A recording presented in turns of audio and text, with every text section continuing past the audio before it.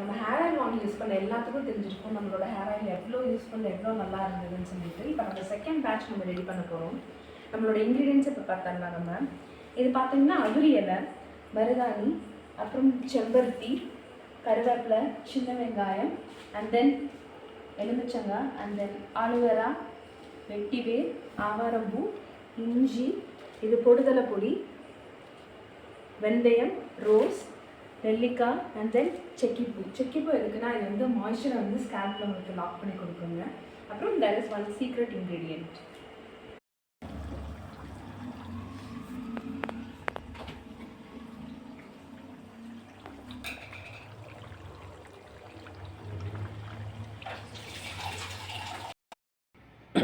பார்த்திங்கன்னா நேற்று ஆயில் காய்ச்சி முடிச்சாச்சுங்க. நல்ல அதோடைய மூலிகைகள் அனைத்தும் நல்லா வந்து அதோடைய எசன்ஸ் எல்லாமே ஆயிலில் இறங்கிருச்சு. அது போக நம்ம என்ன செய்வோம் அப்படின்னாக்கா சூரிய ஸ்படம் அப்படிம்போம். அதாவது சூரிய சக்தியில் இந்த எண்ணெயை முழுக்க வந்து காய விடுறதுங்க. இது பார்த்திங்க அப்படின்னீங்கன்னாக்கா நாட்கணக்கு இருக்குது.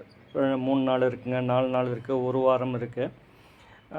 பொதுவாக பார்த்திங்க அப்படின்னீங்கன்னாக்கா காய்ச்சாமலேயே சூரிய ஸ்படத்துலேயே அது முழுசாக தயார் பண்ணக்கூடிய நிலையில் பார்த்திங்கனாக்கா ஒரு 48 நாள்லாம் வைக்கணுங்க. இது நம்ம காய்ச்சிட்ட வாசி ஒரு 3 நாள் வச்சோம்னா போதும்.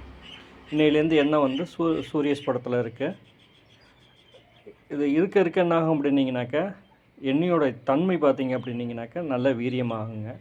அதில் உள்ள சத்துக்கள் எல்லாமே நல்ல வீரியம் அடைஞ்சு நமக்கு நல்ல பயன் கொடுக்கும்.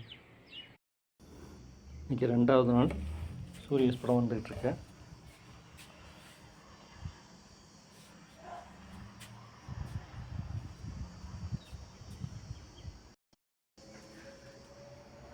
இன்று 3வது நாள் சூரிய ஸ்படம் போயிட்டுருக்குங்க.